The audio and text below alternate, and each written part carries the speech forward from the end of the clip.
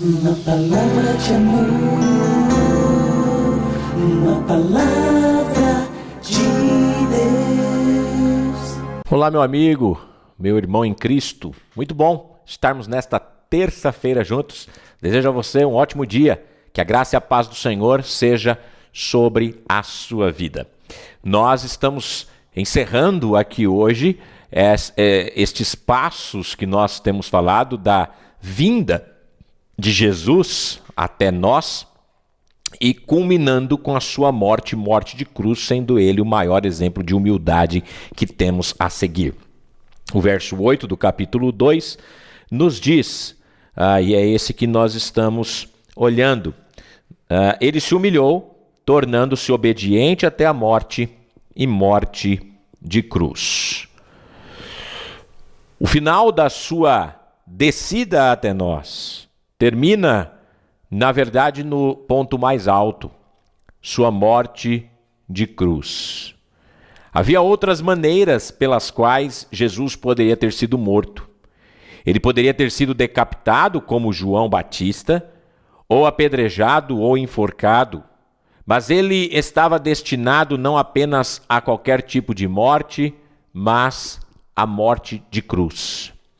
A crucificação, talvez, foi a forma mais cruel e extremamente dolorosa e vergonhosa de execução jamais concebida.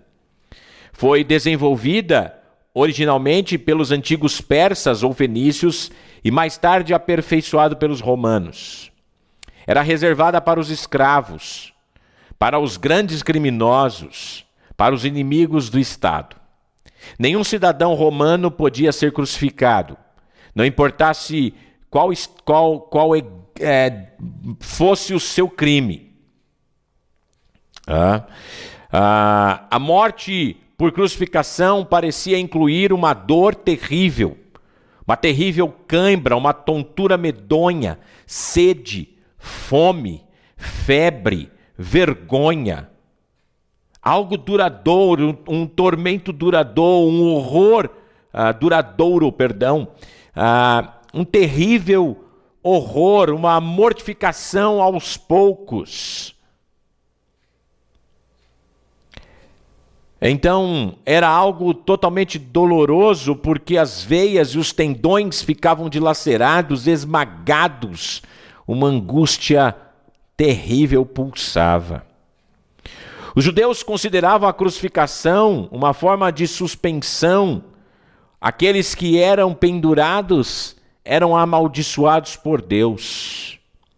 A lei exigia que cadáver de nenhum homem poderia ser pendurado durante toda a noite no madeiro, mas sim que ele deveria ser enterrado no mesmo dia, para não contaminar a terra que o Senhor teu Deus te dá por herança.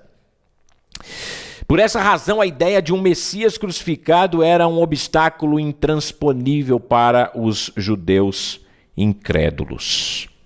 Mas no plano perfeito de Deus, a crucificação de seu filho não era apenas aceitável, mas obrigatória.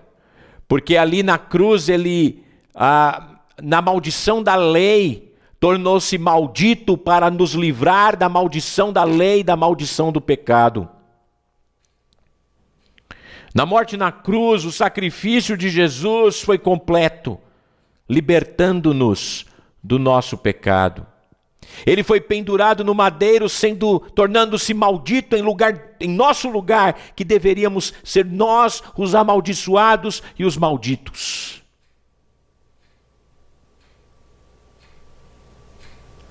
Ele foi terrivelmente condenado àquela dor, mas ele fez aquilo para a glória do Pai, salvando pecadores.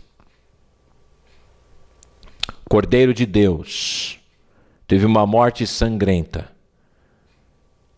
mas o plano divino de salvação deve, de fato, nos levar a compreender que essa morte foi para redimir pecadores, dos quais eu sou um deles. Podemos terminar o devocional de hoje com as palavras de Paulo. Ó profundidade da riqueza, tanto da sabedoria como do conhecimento de Deus. Quão insondáveis são os seus juízos e quão inescrutáveis os seus caminhos. Até amanhã. Um forte abraço. Uma palavra de amor, uma palavra de